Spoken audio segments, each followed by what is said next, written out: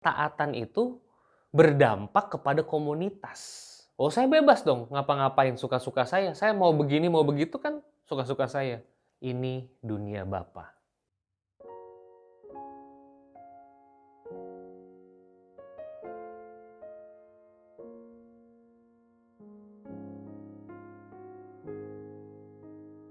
Shalom Bapak Ibu Jemaat, selamat hari Minggu.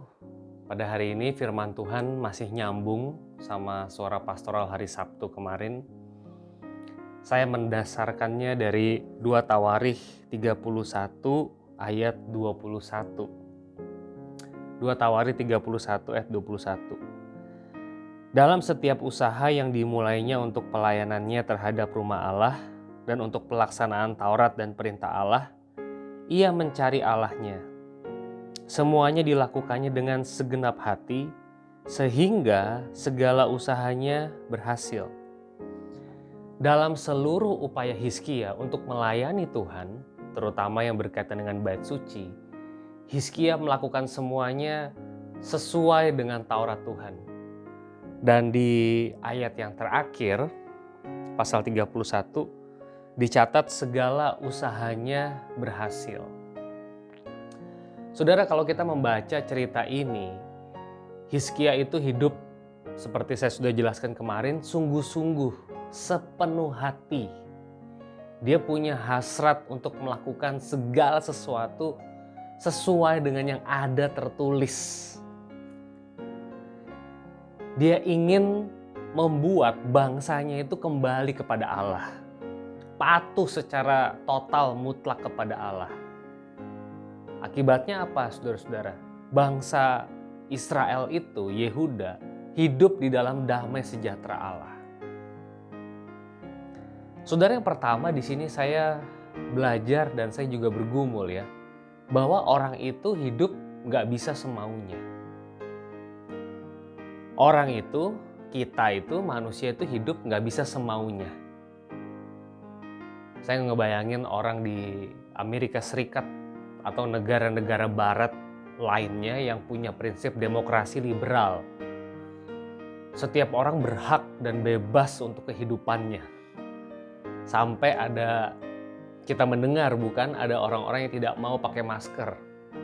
Dan ketika ditegur mereka dengan sigap mengatakan, kalau saya nggak pakai masker, saya kena virus, saya mati. Itu bukan urusan kamu. Tetapi saudara-saudara, menggumuli semua ini dan menggumuli cerita Hizkia juga, ternyata saya menyimpulkan bahwa ketaatan itu berdampak kepada komunitas. Satu individu hidup di dalam yang ada tertulis. Hidup seharusnya, hidup sesuai firman, hidup sesuai undang-undang di negaranya. Hidup yang sesuai dengan order itu membawa kemaslahatan, kesejahteraan buat masyarakat yang ada di komunitasnya. Saudara, kalau Anda membaca 2 Tawarikh 31, 30 yang kemarin juga, saudara lihat nggak bahwa para imam mendapatkan makanan yang cukup? Itu satu contoh yang saya note di sana. Kenapa? Karena umat memberikan persembahan sebagaimana ketentuan.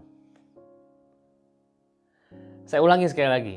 Imam yang ada di dalam 2 Tawarikh 30-31 ini hidup di dalam kecukupan. Kenapa?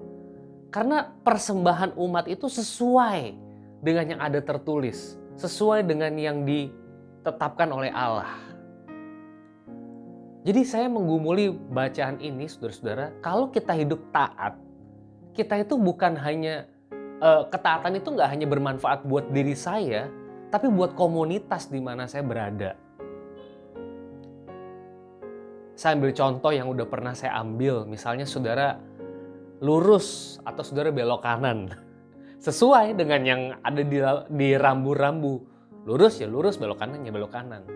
Saudara akan membawa ketertiban di dalam lalu lintas. Tapi kalau saudara melakukan kontraflow, saudara melawan flow itu, dikit lah Pak, cuman 500 meter kok, itu nggak nyampe sekilo.